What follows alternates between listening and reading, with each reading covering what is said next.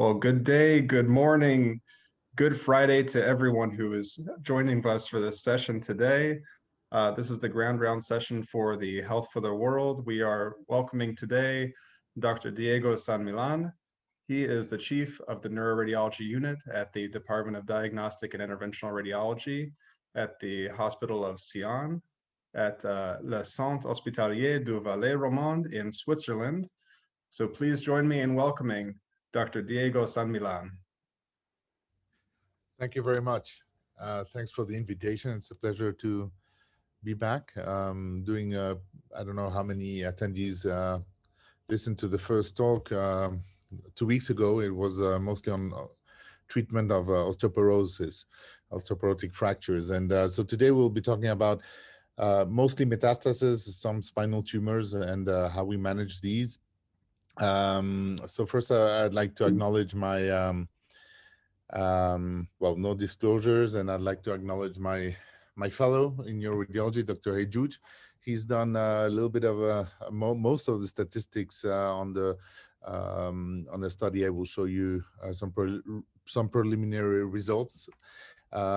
He's currently our diagnostic neuroradiology fellow, and also Alessandro Cianfoni. Some of you might know him. He's the chief of neuroradiology in Lugano, in the Italian part of Switzerland, and he was kind enough to show me his a technique which I will show you that is very promising. It's called SAFE, screw stent assisted internal stabilization, and as you will see, this really opens the range of treatments that we can offer to patients with especially extreme osteolysis due to metastatic cancers or lymphomas or myelomas. So as you know, the spine is the most frequent site for metastatic tumors, and typically it's breast, lung, prostate. And 30 to 70% of patients with malignant tumors will have a vertebral metastasis at some point. And so with the longer survival of oncological patients that we're seeing now with better treatments, this becomes an issue, and we're getting more and more patients coming in with secondary lesions to the spine, which can be devastating, as you know. We also have primary malignant tumors, typically multiple myeloma, plasmacytoma, lymphoma. The other tumors are really very rare. So this is mostly what we're doing: metastasis, and I would say myeloma and the occasional lymphoma. So because of this aging population, this is becoming a public health issue, a huge cost, a lot of morbidity due to these long surviving oncological patients with spine metastasis. So these can be completely asymptomatic. However, often they're going to be symptomatic, and they may even reveal an unknown primary tumor. So patients come in maybe with a radicular pain or a back pain, and we do a workup and we fall on metastasis. So these are already very advanced patients that come in without an oncological diagnosis at that point. The pain is generally related to the fracture, but not always. Sometimes you have a large tumor burden, which can cause pain without fracture, probably through instability. And we can have some extravertebral tumor spread. And this is, so first we can get fracture because of the vertebral weakening. And also this... Dr. San Millán? Yes. I am terribly sorry to interrupt you. On the screen share, I believe that we are just seeing the home slide for your presentation. It might not be advancing. Okay. So how can we, do you have any suggestions? I don't know. Maybe stop sharing and then start sharing once again, because what we see is a power, yeah. Okay, so let's see again.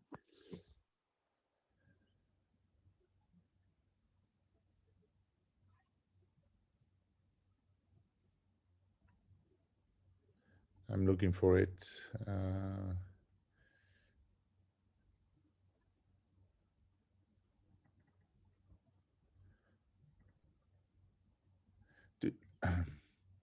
Do you see We're something? seeing Or it. We also see some PowerPoint type thing okay, on the so that's bottom not it. right. So let's see. Some color wheel on the lower right. So let's see if this is. Do you see something with spinal tumor? Yes, but we Okay. also see two little screens on the bottom right that have sort of a color wheel, and I don't know what those are, but something in the background maybe. So I'm going to stop again. See if I apologize about that. It's okay. It's the typical Zoom stuff we're used to. Okay, I think that maybe this will be. What do you see now? Do you see Spinal like tumors? Yeah. okay? So And now maybe you start the screen. Yeah. Oh, see, it's funny. is that better now? Yeah, Yeah, can be symptomatic. Why don't you forward one and just see how it goes? All right. Yeah, perfect. Okay. So this is the only thing you see now, right? Correct. Okay, very good. So this extravertebral tumor spread is one of the causes of morbidity in oncological patients with spinal tumors. We can get spinal cord compression, radicular pain with deficit, and so when we get to this stage, then prognosis is obviously much worse. So ideally, we need to be able to act before, and once we're here, then we need to act from an aggressive perspective. So the instability can occur through significant bone destruction, which can lead to deformation and also lead to fracture progression. Now, what are the treatment goals in these patients? Well, the first one is pain relief. Most of them have severe pain, not always. We need to stabilize, and we need to prevent a fracture. So if some patients have not fractured yet, but they have severely osteolytic lesions, which need to be stabilized before fracture occurs. And we need to have a lasting local antitumoral control or cure to reduce possible neurological complications down the line. And we might need to decompress in case there's already compression of the spinal cord or cauda equina in order to reverse neurological symptoms. So what are the treatment options? So there's radiotherapy, external beam radiotherapy, stereotactic radiotherapy. We have systemic treatment, the chemoimmunotherapies, which are explaining the longer survival of our patients. Surgery, so decompression, but also stabilization, which going to in oligometastatic disease, for example, might lead to a corpectomy. And then we have percutaneous procedures. So classically, there was vertebroplasty and kyphoplasty, which was mainly for pain control and maybe stabilization. Biphosphonates, which can be added to the systemic treatment and also enhance the treatment. And then tumor ablation. So this can be mechanical, it can be thermal, as we're going to see. And then often a combined approach to provide the pain relief, stabilization, and local anti-tumoral effect. So all this has to go obviously through a tumor board, multidisciplinary approach where we have oncologists, radiation oncologists, neurosurgeons. In our institution, it's neurosurgeons that do the spine, but other places it could be orthopedic surgeons, and of course us neuroradiologists. So this is a case of a 60-year-old man. You can see this, he had a prostate carcinoma with already a very advanced local disease with an epidural spread and also paravertebral spread, a lot of pain. So he had radiotherapy.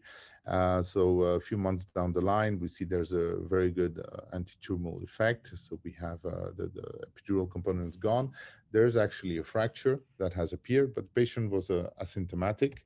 And then 4 months later, he developed a lot of pain and actually compressive neurological deficit. And this is the situation in less than a year later after external beam radiation. And so he ended up with laminectomy, and he had fixation, as you can see. So this is a sort of situation we would like to prevent, and this is where these tumor boards are important, and where we need to combine probably different treatment options. And hopefully after this talk, you'll see that us radiologists have a big role to play to maybe prevent this sort of situation. So there are some papers showing that there's a risk of vertebral fracture after radiation therapy. This most of the time it's due to the fact that there's a lysis. So the more tumor lysis, the higher the risk of developing fractures down the line. But basically, if we do not stabilize the vertebra, especially if it's lytic, but not only, because radiation therapy can also lead to bone weakening, as we typically in the sacrum. So there's a risk of developing fractures, and this needs to be evaluated in the beginning if there's going to be treatment, radiation treatment, whether there needs to be some sort of stabilization, internal stabilization. These are the conclusions of both of these studies that recommend to have vertebroplasty or kyphoplasty in these patients with high-risk lytic lesions, in order to prevent vertebral collapse down the line. So, are there any benefits from vertebroplasty other than pain relief and stabilization? When we follow these patients that have had treatments with different modalities, sometimes we observe this sort of situation. This was a patient, as you can see, it's an old study, 2003. So just to get an idea, vertebroplasty is being done since the mid-80s, but this was already maybe 5-10 years since it was being used on routine. And this was a patient that had in 2001 already surgery with corporectomy for a tumor. And you can see there's in 2003 a tumor recurrence here. Then there was radiation therapy that was performed in another metastasis over here, with progression of the tumor 2 years down the line. And this vertebra had actually been treated just with vertebroplasty in 2001. So this is not to say that vertebroplasty is superior to surgery or radiation therapy, but just to show that sometimes we could see some very significant anti-tumoral effect with just vertebroplasty. And this is something we can observe when we do these treatments. This is a patient that had this a prostate carcinoma of his acetabulum roof here, very painful. We did a reconstruction with cement, and this is the follow-up maybe 3 weeks later, and you can see that there's this rim of non-enhancing tumor all around the cement implant, which is actually an ablation zone due to the implant over here. And this is at the same time as we're seeing actually tumor progression in other lesions that in 3 weeks' time have actually already increased in size. So in this sort of situation, we can see that there's a tumor ablation and tumor control due to the cement injection. And this we showed in this vertebra, where we had, this was a post-mortem analysis. It was a breast carcinoma in a lady that passed away, and there was an autopsy performed, and this was the vertebra. Unfortunately, I don't know, because this is a very old case, I don't have the MRI, but the entire vertebra was invaded by the tumor. And what we can see is that where the implant was, there's no tumor residue even on the higher magnification, except from very rare clusters of cells. And what was interesting also is that we see that there's only tumor actually close to the pedicle, and there's this 11 millimeter distance between the implant, the cement implant, and the tumor region. So this suggests that there was actually an anti-tumoral effect from the cement, and that this effect went beyond the radius of the implant, which is pretty much what we've seen in the previous case. So what are the mechanisms of an anti-tumoral effect from PMMA? One of them is exothermia, this, polymethyl methacrylate cements or acrylic cements that actually might heat a lot when they polymerize, reaching in vitro temperatures up to 100. So obviously this will be less in vivo because you have the vasculature which will reduce this temperature, but still probably exothermia is important. This is actually an embolization of the tumor when you inject cement. So necrosis from ischemia induced by the cement injection. Is there a toxicity from the monomer, the solvent of the PMMA? And also some sort of induced apoptosis. And we've seen cases where you see a progressive reduction of the tumor size over the 2-3 months that follow, which is, so maybe some sort of apoptosis is also involved. Some studies have actually supported this anti-tumoral effect of PMMA. This was an interesting study where they studied patients only with breast cancers, 137 levels that were treated with a long follow-up period, and they found there was 14% rate of local progression. So local progression meaning the levels that had been treated at the same time as the patient was actually progressing with the systemic disease. So this study, their conclusion was that this study supported the anti-tumoral effect of vertebroplasty. Now, we could have some concerns in applying cement injections into bone tumors.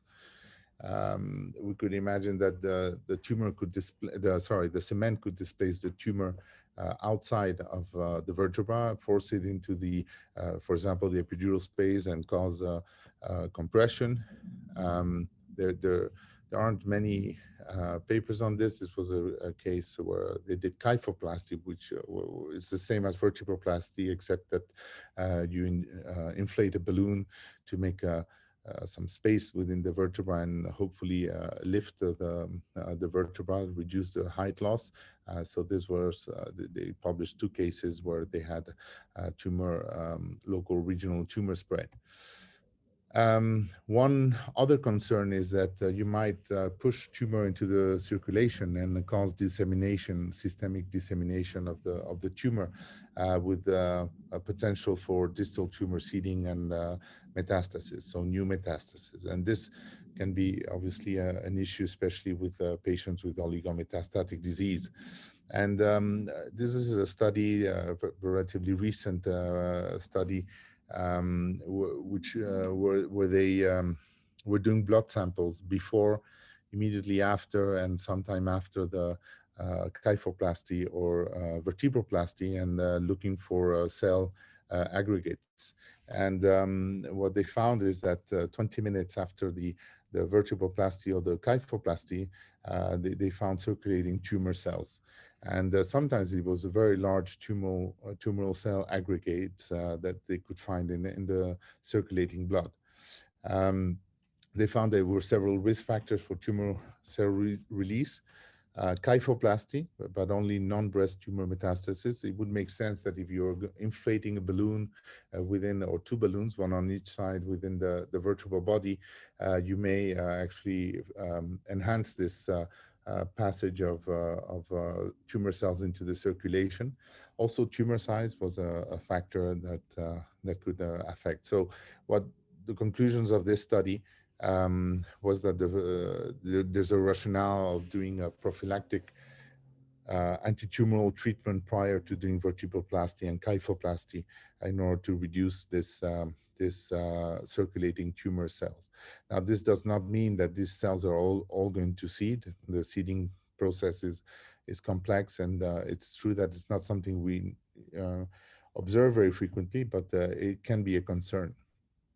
And so I'd like to show you this case. I had pretty much just arrived in Sion, and this patient had adenoid cystic parotic carcinoma 5 years prior, and presented with pain due to this solitary metastasis here on the PET-CT. And since the exothermic effect of the cement is proportional to the size of the implant, I thought maybe if we do a kyphoplasty on this, make a nice cavity, we could then put as much cement as we could. So I was pretty happy with the result at the time. And so the patient had less pain for about 2 weeks, and then he started having a lot of pain. And so this is the original PET-CT, and pretty much 7.5 weeks after, there was huge tumor progression around the initial tumor, and also up to 6 or 7 new metastases that had appeared. So I think this is probably a case that shows that we can disseminate locally, as you can see with this very massive tumor progression locally, and then also all these metastases not even a month later, or a little bit more than a month later, seeding everywhere. And this patient, I ended up having to do a lot of procedures on him. So this can be a concern, maybe not just theoretical. So we can ask the question whether we need to do a combined treatment, and if there's an interest in ablating the tumor prior to doing a percutaneous procedure. So we want to maximize the local anti-tumor effect that we've seen with the PMMA, which is a bit of a random anti-tumoral effect. So we would like to maximize it, and to reduce the risk of displacing the tumor locally, and also to reduce this potential dissemination of systemic tumor. So we could do radiotherapy prior to the treatment, but these patients sometimes come in with unstable fractures. They come in with a lot of pain, and we might need to do a procedure before. So this introduces the possibility of doing tumor ablation techniques other than radiotherapy. So there's classically the older techniques where ethanol glue, particle embolization, but that's also, you need to do an angiogram, you need to do this right before the procedure, not always that easy. Now we actually have all sorts of thermal ablation devices, and we can do ablation, which is a plasma-mediated radiofrequency ablation. That's, excuse me, I'm just going to close. This is what we started doing in the beginning, which worked very well. And then we have RFA techniques, laser, cryotherapy, microwave. And in a center like ours, where we don't have so many patients, we need to concentrate on one technique, and we've chosen radiofrequency ablation to combine it with the vertebroplasty. And so this is a combined treatment, radiofrequency ablation and vertebroplasty. So we use a probe, which we can use through a relatively small trocar, small 10G trocar, through which we're going to introduce this bipolar radiofrequency ablation probe. And one of the advantages I found from the beginning of this probe was that it allowed us, you can actually give a curve to this probe, so you can move around, explore the entire volume of the vertebra, and particularly the posterior wall of the vertebra, the middle column, which is usually a difficult location to treat, especially if you have an epidural component here of the tumor. You want to get as close as possible to the posterior wall. So as you can see, you can really change the position of this probe. And this is, we can even get a little bit closer sometimes in order to address the epidural component. So we performed a study in Sion, which is, these are the preliminary results from about a year ago. We're finishing it up now.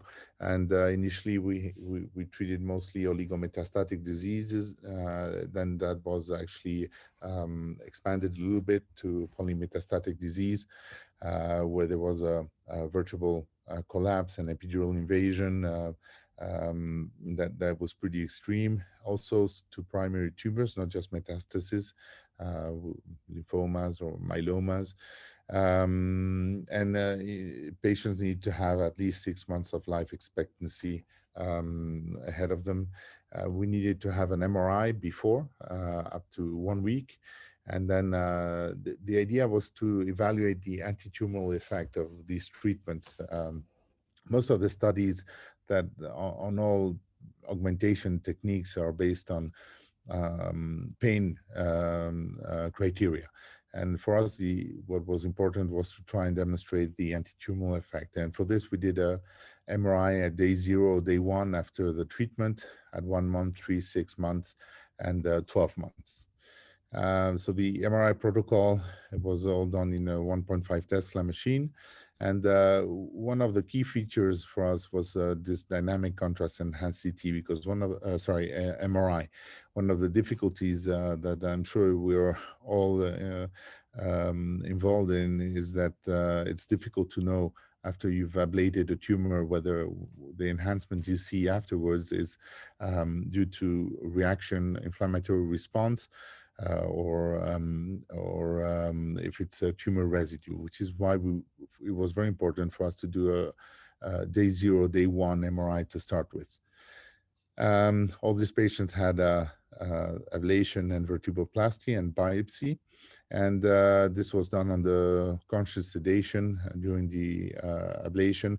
Now we do them all under general anesthesia, and we try to do the maximum RFA time and the maximum cement volume possible. So this is the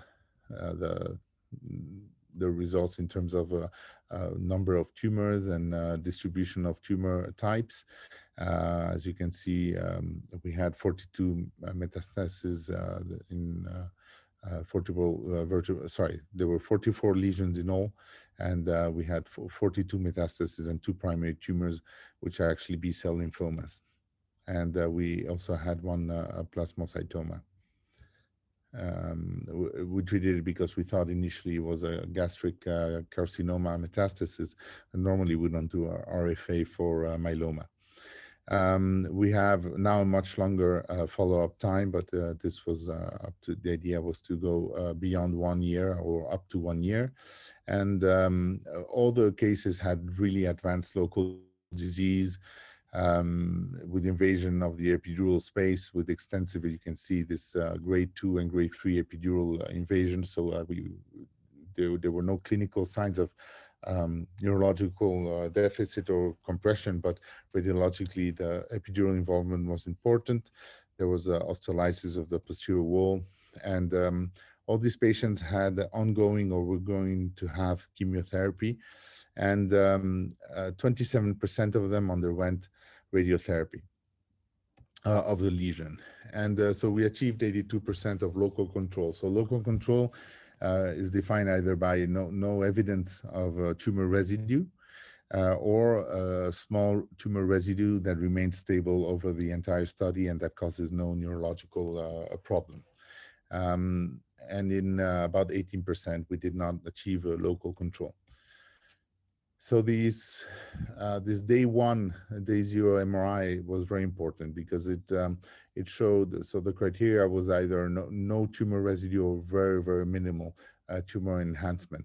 And what we found is that in 96% of the cases, when we called it local control, so no tumor residue,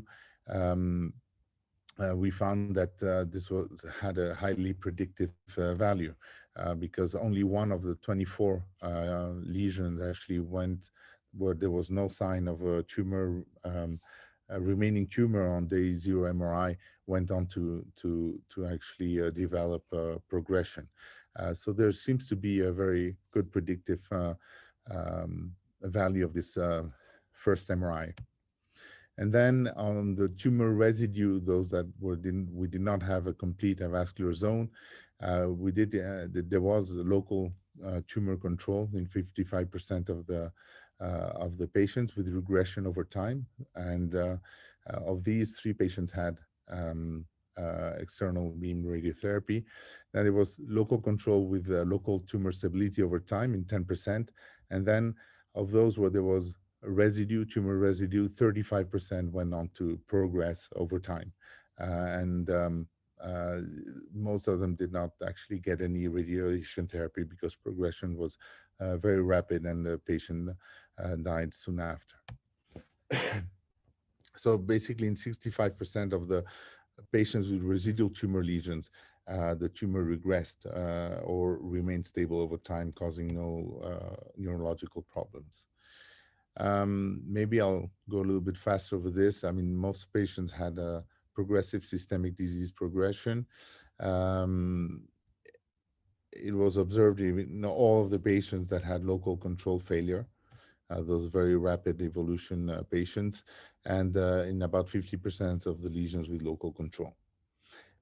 So we've plotted a little bit the results here. So you have in the first line the patients with local control. On the second line you have the local control failure, and then those that had adjuvant radiation therapy are in yellow. Those that had no radiotherapy on green, and I remind you, all of them had chemotherapy. And then we have those with residual tumor here in the gray box, and those with no residual tumor on day 0 and day 1. So you can see that of the ones that progressed over here, so you have the regression, stability, progression for all the time periods. Basically what we're having is these are the patients that where we had the 13 out of 44 patients in which 30% of, so this is about 30% of the lesions, and they had a local tumor control, and we did not have any radiotherapy. So we can deduce that the local tumor control was due to the radiofrequency ablation and vertebroplasty. So these are preliminary results, but they're very encouraging in terms of local control. And again, these patients, a lot of them have finished their 1-year period of study, and we have added a few, and the results are very similar. So in terms of pain control, it was pretty much like all the other studies of ablations, with very good pain control for all these patients. We had no radiological clinical complications, which is in keeping of most studies with this sort of technique. And we had some local clinical events during follow-up period, but no neurological complications were due to tumor progression. One patient had a refracture, and that caused neurological problems. And one patient developed radicular compression from an epidural fibrosis, which was proven by surgery that it was not a tumor progression, and his symptoms resolved over time.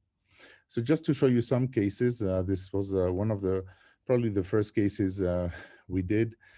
We had this 56-year-old male with esophageal carcinoma metastasis. It was at that time the only metastasis he had, and he had a radicular pain from this epidural spread over here, a small fracture.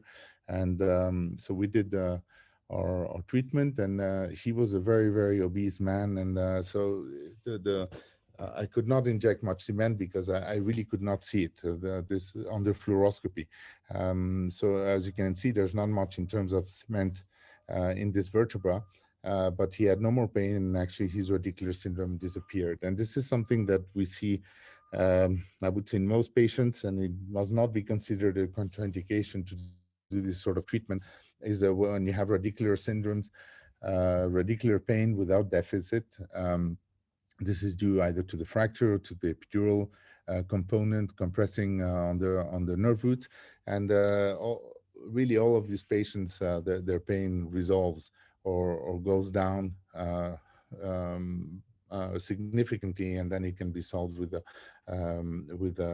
infiltration. But most of them, it just goes away after the treatment.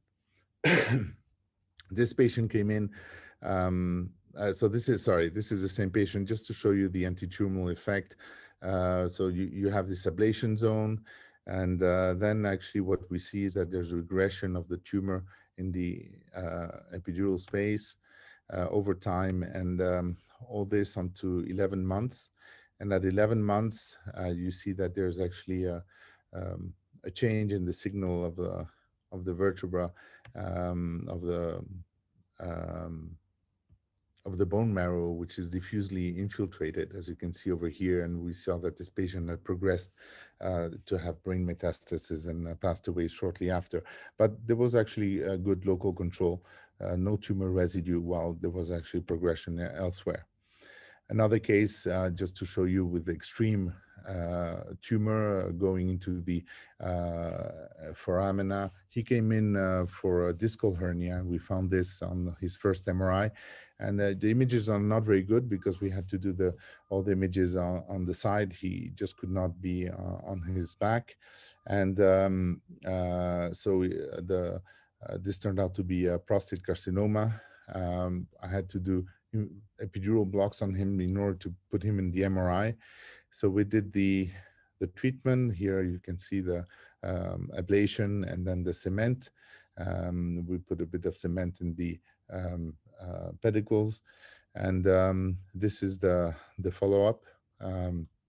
Immediately on day one, you can see there's a large ablation zone over here, and this is the actual imaging. And then you're going to see over the follow-up that there's actually this was several years ago now, and he's still alive and has had no more problems around here. So we can see that there was a really good ablation of the tumor, and then due to systemic treatment as well, there was regression of the rest of the extravertebral tumor, and his L5 radicular pain really significantly diminished over the, I would say, 2-3 weeks after treatment, but he's kept some neurogenic pain from this. And this is the follow-up at 15 months. And you can see there's actually absolutely no tumor residue. And so this is at 15 months, we can see he has new metastasis as well. So there's systemic progression of the disease and local control. This is just to show you with extreme osteolysis what we could do at the time. So this was, as you can see, there's hardly any bone left within this vertebra with the fracture. We did the ablation, and as often we observe that once you've done the ablation of the tumor, you cannot fill so much with cement. And I used to think we created a cavity, but it's actually, we create necrosis, and then the cement doesn't necessarily diffuse as well as it should, or as well as we would like it to do. So clearly this is not enough cement to stabilize this vertebra. So we had a very good anti-tumoral effect on the tumor, but we needed to actually stabilize the vertebra by surgery. And just a little word, one of the, this is an image of the dynamic subtracted vibe T1s we do. And what you see is this sort of black hole right after. And this is very good appreciation of your immediate ablation zone. And you're going to find that over time, if tumor doesn't progress, you're going to have pretty much this ablation zone, and it's going to start enhancing on the periphery. And I'll show you how, with this vibe techniques, we can actually pretty much fairly well discriminate tumor from inflammatory response. So this was the same patient over time. This was 8 months later. So you can see that the tumor control persisted. Now, we have other possibilities now. So this was one of the first patients I treated with this stent screw-assisted internal fixation technique that was developed by Alexandro Cianfoni. And so this patient came in with radicular pain, S1 radicular pain, and a lot of local pain. She really had 8 out of 10, except when she was lying down. And this is a very difficult lesion, even for surgical stabilization. There's a lot of destruction of the vertebral, the sacral body already with the fracture. This is the PET CT of the time. There was this was the primary tumor with a lymph node, and on MRI this is what you could see. And there was a little bit of sacral foramina invasion of the tumor. So we did at the time we used to do our soft tissue biopsies with one of these cutting needles. We did next extemporaneous biopsy because at the time we did not have the histology yet. So we waited to make sure that this was not, for example, plasmacytoma. It turned out to be a carcinoma. So we went on to do the ablation of the tumor, and then we put some stents in. And so you're going to, for those who were here on my previous talk on osteoporosis, it's exactly the same sort of treatment. We are going to inflate the balloons inside the stent, and then we're going to, in this case, put some screws into the stents in order to hold, because there's no more bone around the margins of the stents, and then we put in the cement. So this is actually a stent screw assisted internal fixation plus the radiofrequency ablation, and this is the result of the ablation, with very good ablation zones. And actually, this is the inflammatory reaction we were talking about.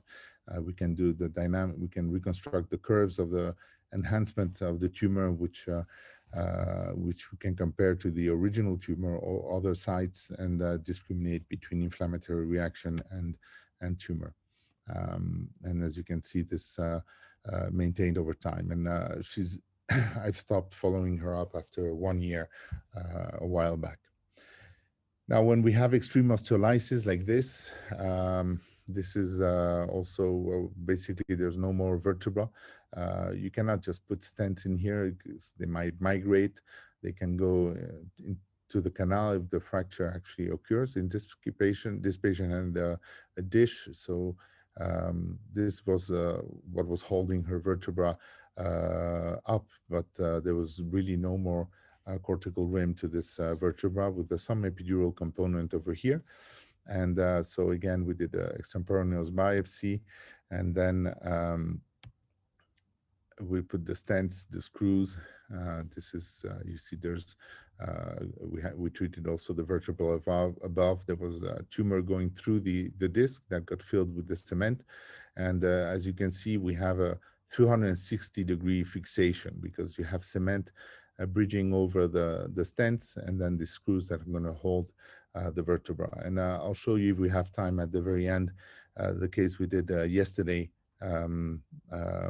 where we have this sort of extreme osteolysis. And this is the final control, standing up and upright. And then you can see there's actually, let me just show you here on the follow-up. Actually, is this the same patient? I'm sorry. No, this is actually the patient I treated this week. I want to show you, it's a different case. I'm sorry about that. So this patient came in with a really terrible pain from this very osteolytic lesion, as you're going to see on CT, that invaded also the posterior elements of the vertebra, some epidural component, non-neurological deficit. And you see there's really extreme osteolysis, fracture, collapse of the vertebra. There's retropulsion of the tumor into the canal. This is actually the upper end plate that has actually migrated basically against the other end plate.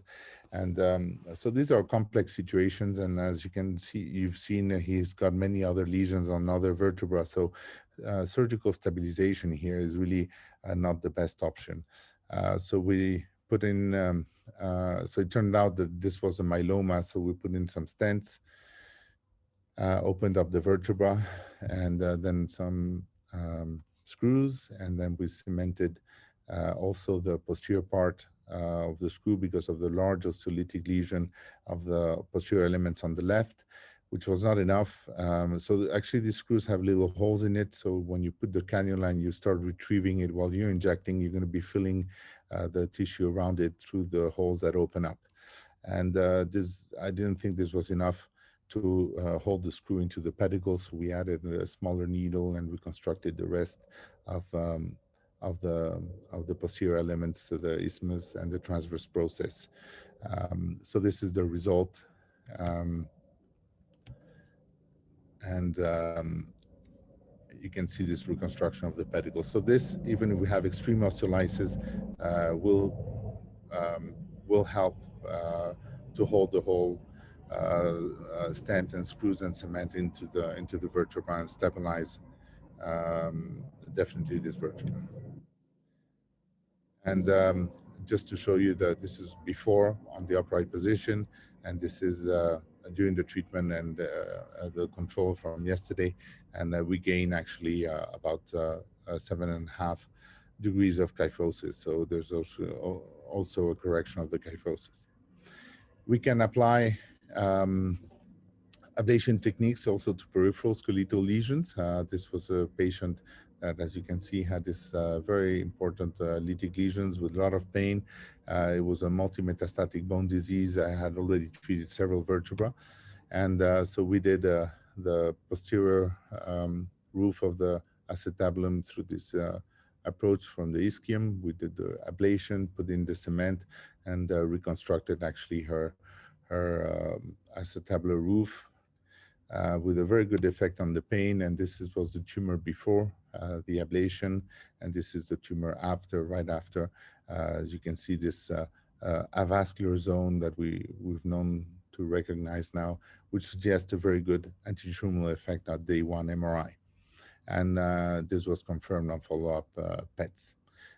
This patient has had, since then, you can see we've had to do a lot of things on her. She actually refused chemotherapy, IV chemotherapy, so she's a very slow progressor. But here, as you can see, I had to put a screw in. She had this very nasty fracture, and so we're trying to follow these metastases as they grow, but it's clearly not the way to treat these tumors. But it allows her to have local tumor control and pain relief.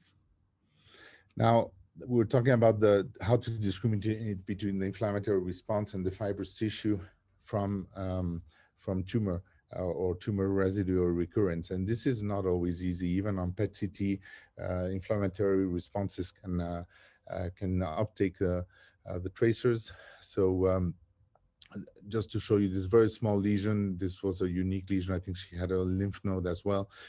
This patient with actually a lot of pain from this facet metastasis. So they asked us to treat it, and we did just an ablation. This is a different type of radiofrequency ablation technique. And you can see here, this is pre-treatment. This is right after treatment, 8 weeks after. And there is some enhancement of the lesion, but a very different enhancement pattern as here. And then there was also some enhancement around in the pedicle. Now it's difficult to know on these images.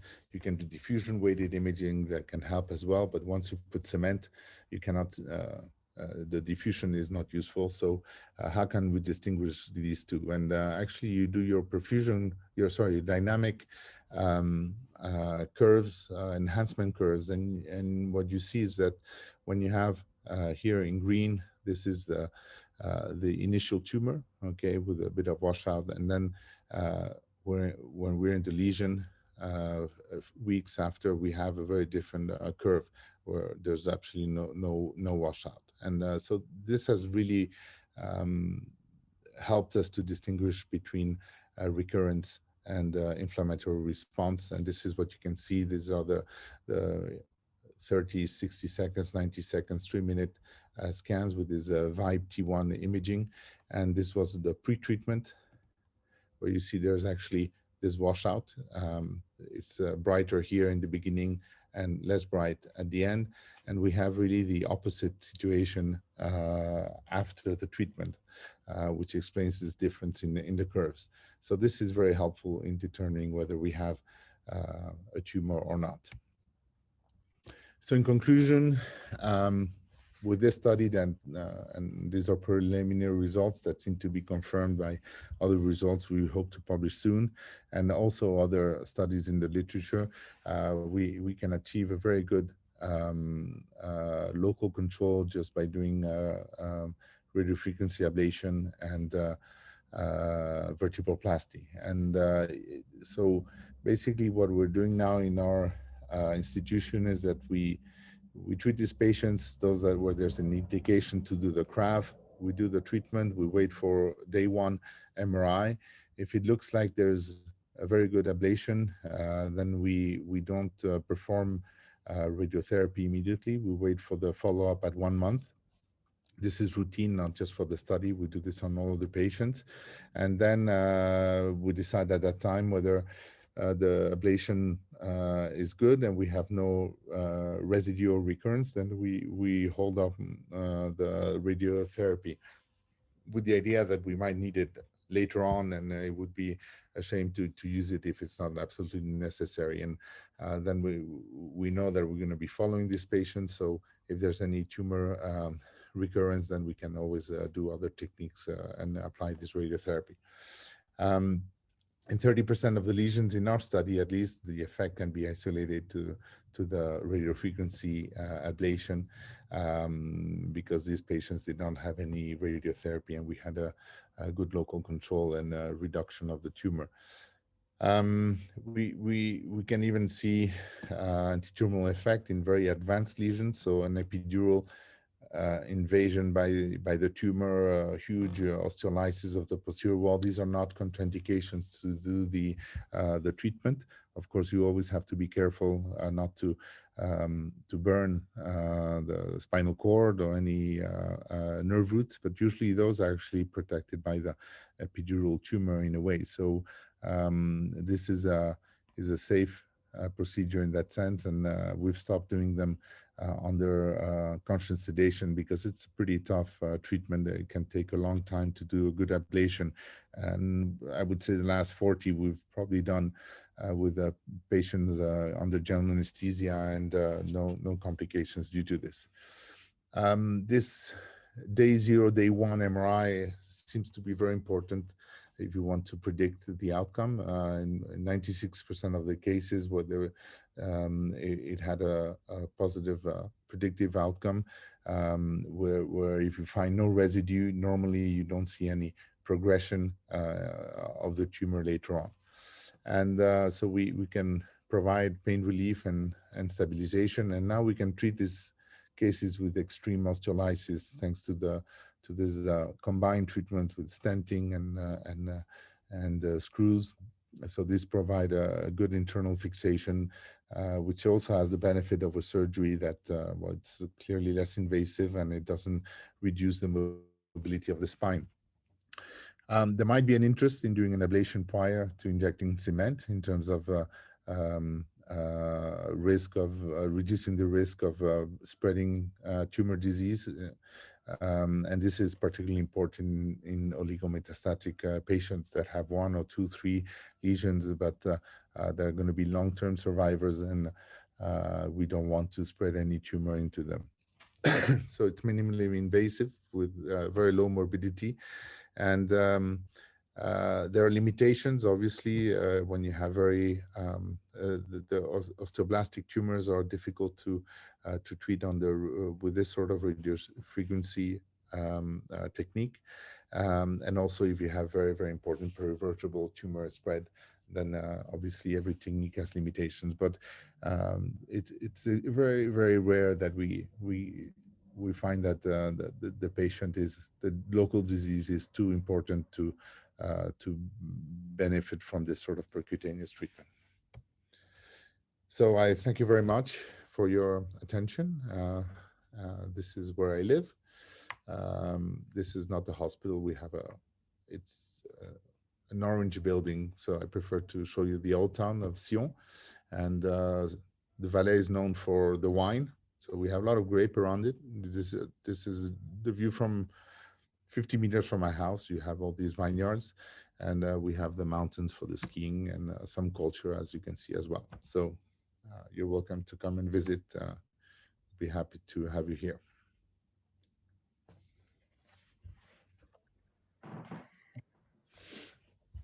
Well, that was a really fantastic session, Dr. Millán. Thank you so much. And it looks like everyone in the chat is joining us in the congratulations and the thanks for the session as well. Really, really fantastic, important stuff. We do have a couple of questions that actually pair very well together. I know that we talked a bit about some of the follow-up imaging and some of the post-treatment appearance of these treated lesions. So if you wouldn't mind just touching on once more the modality, the interval for follow-up imaging, and differentiating recurrence versus local inflammation? Yeah. So it's so our protocol basically, well, you have pre and post contrast, FATSAT, standard imaging, and we to all these patients in the workup, before we do exactly the same protocol before as after, so always in the same machine as well, on a 1.5 Tesla, because on the 3T I find it's more difficult. We have, at least the way our 3Ts are set here, we have better imaging on the 1.5, and this dynamic vibe images with time 0, then at 30 seconds, 60 seconds, 90 seconds, 3 minutes after injection, we acquire these volumetric T1 vibes, FATSATs, and we have it allows us actually to produce these curves, to reconstruct these curves, and so you can put your ROI wherever you have an enhancement, and that's why it's so important to have the initial tumor, especially in oligometastatic disease, that will serve you as a control of what the tumor enhancement was prior to the treatment. If you have other metastases in your field of view, then you can also use those to compare with the enhancement around your treated vertebra. And so these curves I find really helpful, and I found that whenever in several cases we've had the PET study at the same time for other reasons, and the PET scan called it a tumor recurrence or tumor residue, and then all these follow-up studies showed that actually it wasn't the inflammatory result. So I think these Vibe T1 dynamic images are the key to distinguish tumor from inflammation. Diffusion would be great, but as you've seen, when you have the implant, the cement, you get an artifact around, and it just doesn't work. And the problem, I would say, is mostly when we start implementing stents and implanting stents and screws, then we have to modify a little bit our protocols. And so our time frame is day 0, day 1, 1 month, 3 months, 6 months. If we have no doubts, then we wait for a year. If we have a doubt there's a recurrence, then we do an earlier follow-up. But most of the time we manage to keep the schedule pretty much, but these are not always simple patients. So sometimes you have some patients that skip a follow-up, but most of the time we manage to do a pretty good follow-up on them. Yeah, that's really a great approach using dynamic imaging, because that can be so challenging in any setting, to differentiate recurrence versus local inflammation in the best of situations, much less with extensive metallic artifact or the cement artifact. Yeah, I'm not seeing any new questions since the last time I checked, but for the sake of kind of giving some perspective to our own institution, so a lot of these kyphoplasties and vertebroplasties, there's a lot of variation in how different institutions will use these procedures, and depending on the primary management teams, a lot of places will use more conservative management with opioids and NSAIDs and other pain control. But I was wondering if you could remark on the level of pain control that your patients get with after these procedures.